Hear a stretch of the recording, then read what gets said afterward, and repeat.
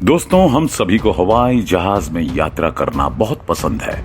खासकर पहली बार उड़ान हमें एक अलग ही एहसास देती है और ये खूबसूरत सफर कभी कभी हमें भयानक अनुभवों से रूबरू कराता है। और अब हम ऐसी ही एक भयानक घटना के बारे में जानने जा रहे हैं। दोस्तों, जब कुदरत अपना कहर बरसाता है तो सर छुपाने के लिए भी जगह नहीं मिलती है। और ऐसा ही कुछ फ्लाइट 571 के साथ देखने को मिला, जहां ये प्लेन एक ऐसे बर्फीले पर्वत में जा गिरा जहां पर ना ही पीने के लिए पानी था और ना ही खाने के लिए भोजन। अगर जिंदा रहना है तो सिर्फ एक ही रास्ता था, अपने मरे हुए साथियों का मांस खाना। प्लेन हादसे में बचे हुए यात्रियों का हर एक पल मौत के साथ संघर्ष में बीत रहा था, जिसके बारे में सुनकर आपकी भी रूह कांप उठेगी। तो बने रहिए हमारे वीडियो के साथ। 12 अक्टूबर 1972 ये वो तारीख है जब old Christian club rugby union नाम के कुछ प्लेयर्स रग्बी खेलने के लिए सांटियागो जा रहे थे। टीम के कप्तान ने 2 इंजन वाला एक प्राइवेट प्लेन बुक कर लिया। प्लेन के अंदर प्लेयर्स के साथ साथ उनके कुछ करीबी रिश्तेदार भी थे। कुल मिलाकर 40 पैसेंजर और 5 क्रू मेंबर्स प्लेन में बैठे हुए थे और प्लेन को चलाने की जिम्मेदारी काफी एक्सपीरियंस्ड पायलट्स को दी गई। प्लेन धीरे धीरे उड़ान भरता है और शुरुआती समय तक सब कुछ ठीक था। प्लेन को मेंडोसा अर्जेंटीना में रुकना था और फिर वहीं से सैंटियागो एयरपोर्ट के लिए उड़ान भरनी थी। लेकिन उड़ान के कुछ देर बाद ही मौसम का मिजाज बिगड़ने लगा। इसीलिए कैप्टन ने ये निर्णय लिया कि वो मेंडोसा में ही रात गुजारेंगे। रात गुजारने के बाद अगली सुबह 13 अक्टूबर 1972 को मौसम अभी भी खराब था। पायलट ने कहा कि हम रुक कर देखते हैं, शायद दोपहर तक मौसम ठीक हो जाए। लेकिन ऐसा नहीं हुआ और खराब मौसम में ही दोपहर के 2:18 पर प्लेन सैंटियागो के लिए उड़ान भर देता है। सैंटियागो के सफर में प्लेन को इंडीज के बर्फीले पहाड़ों को पार करना था। उस वक्त किसी को भी ये अंदाजा नहीं था कि उनका ये डिसीजन मौत का सबक बन जाएगा। फ्लाइट 571 धीरे धीरे अपने रास्ते में आने वाले सभी पर्वतों को पार करने लगा। उस वक्त प्लेन करीब 18,000 फीट पर उड़ान भर रहा था, लेकिन खराब मौसम के कारण कुछ भी दिखाई नहीं दे रहा था। पायलट को बिल्कुल भी अंदाजा नहीं था कि आसपास क्या हो रहा है। वो पूरी तरह से प्लेन के इंस्ट्रूमेंट पर डिपेंडेंट थे और अपने लोकेशन का पता लगा रहे थे। कुछ देर उड़ान भरने के बाद पायलट को लगा कि हम इंडीज के पर्वतों को पार कर चुके हैं, जबकि उनका प्लेन अभी भी पहाड़ों के ऊपर उड़ान भर रहा था। पायलट ने एटीसी से संपर्क किया और अपने प्लेन को 11,500 फीट के ऑल्टीट्यूड पर धीरे धीरे ले जाने लगे। और ये उनकी सबसे बड़ी गलती साबित हुई, क्योंकि तभी सामने एक विशालकाय चट्टान दिखाई दिया। पायलट ने तुरंत प्लेन को ऊपर की तरफ खींच लिया, लेकिन अब प्लेन बिल्कुल वर्टिकल पोजीशन में होकर ऊपर की तरफ उड़ने लगा, जिसके कारण प्लेन की स्पीड भी कम होने लगी और इसी वजह से प्लेन को लिफ्ट मिलनी बंद हो गई, जिसके बाद प्लेन सीधे नीचे की तरफ गिरने लगा। कुछ ही सेकंड में प्लेन ऊंचे ऊंचे पहाड़ों से टकराते हुए नीचे गिरता रहा, जब तक उसे कोई समतल जगह नहीं मिल गई। इतने बड़े एक्सीडेंट की वजह से प्लेन का कॉकपिट पूरी तरह से चकनाचूर हो चुका था। घटनास्थल में ही प्लेन के कैप्टन की मौत हो गई। को पायलट बुरी तरह से जख्मी हो गया। जब प्लेन टकराया तो उसका टेल टूटकर अलग हो गया, जिसके कारण कुछ पैसेंजर्स बाहर की तरफ गए और उनका कुछ अता पता नहीं चल पाया। 45 लोगों में केवल 33 लोग ही जिंदा बच पाए, जिनमें से अधिकतर को काफी गंभीर चोट आई थी। इन लोगों का जान बचाने का सिर्फ एक ही रास्ता था कि उन्हें जल्द से जल्द मेडिकल फैसिलिटी दी जाए। खुशकिस्मती से प्लेन में 2 यात्री मेडिकल स्टूडेंट थे और वो दोनों घायल पैसेंजर की मदद करने में लग गए। नांदो नाम के एक पैसेंजर को तो इतनी तेज चोट लगी कि वो तुरंत कोमा में चले गए। उनके साथ उनकी बहन और मां भी थी। वो दोनों भी काफी जख्मी हो गए थे, यानी कि जिंदा बचे सभी 33 लोग में से हर एक को गंभीर चोट आई थी। दूसरी तरफ रेस्क्यू टीम भी प्लेन को ढूंढने में लग गई, क्योंकि अगर शाम हो जाती तो यात्रियों को ढूंढ पाना बहुत मुश्किल था और बर्फीले पर्वतों में इतनी ज्यादा ठंड होती है कि यात्री रात भर उस ठंड को झेल नहीं पाते। इसलिए कई सारे प्लेन एक साथ रेस्क्यू मिशन पर निकल गए और उस जगह का चप्पा चप्पा छानने लगे जहां पर प्लेन क्रैश हुआ था।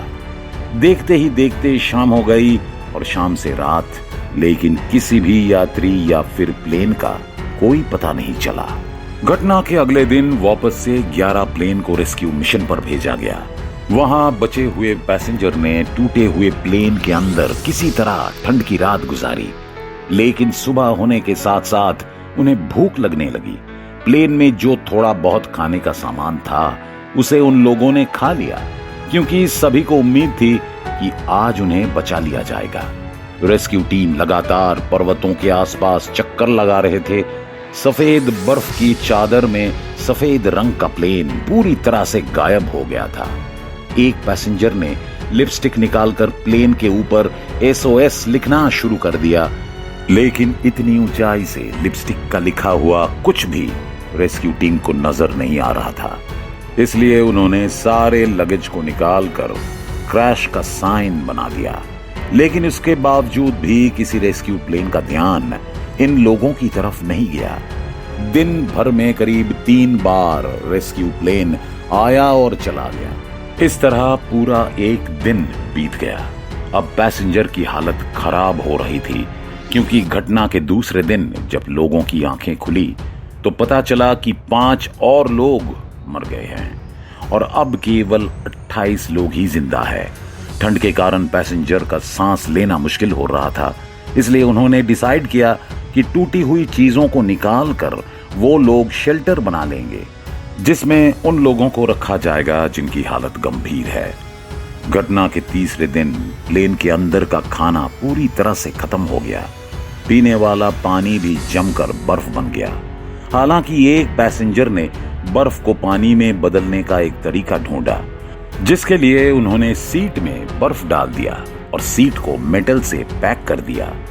दिन के समय धूप से ये थोड़ा सा गर्म हो जाता है और पानी में बदल जाता है। तभी एक अच्छी चीज होती है, कोमा में गए पैसेंजर को होश आ जाता है।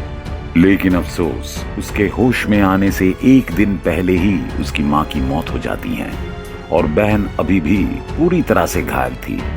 घटना के चौथे दिन लगातार चमकीले बर्फ को देखने से लोगों को दिखाई देना बंद हो रहा था। प्लेन के अंदर एक टोपी मिली जिसके अंदर सन बायसर लगा हुआ था, जिसे निकालकर लोगों ने ब्रा के रबर का इस्तेमाल करके 3 सन ग्लासेस बनाए और फिर प्लेन की सीट को पैर के जूते बना लिए, ताकि इन सब की मदद से वो लोग बर्फ में चल पाएं। घटना के 8 दिन बाद नंदो की बहन भी मर गई।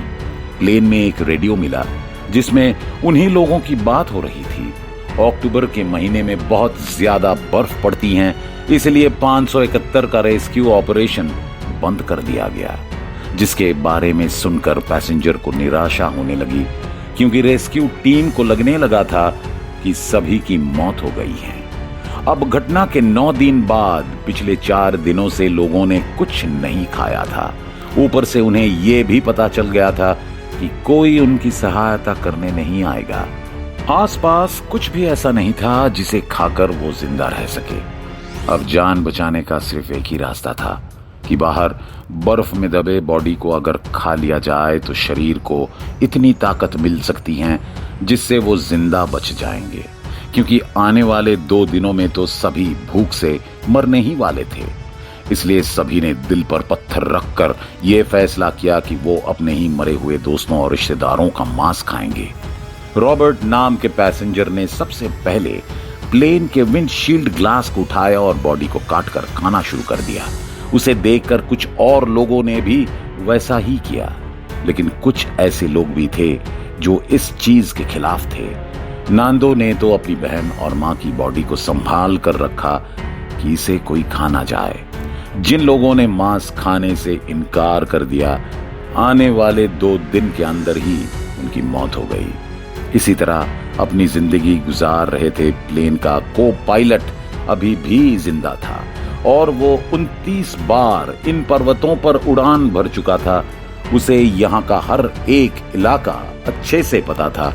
लेकिन कुछ समय बाद उनकी भी मौत हो गई। लेकिन मरने से पहले उसने कहा कि वेस्ट के साइड एक पहाड़ी है जिसे पार करने के बाद एक इंसानी बस्ती मिल जाएगी। ग्रुप के अंदर 4 लोग जो सबसे ज्यादा ताकतवर है, उन्होंने मिलकर फैसला किया कि हम इसे पार करके मदद मांगेंगे, जिसमें नांदो भी शामिल था।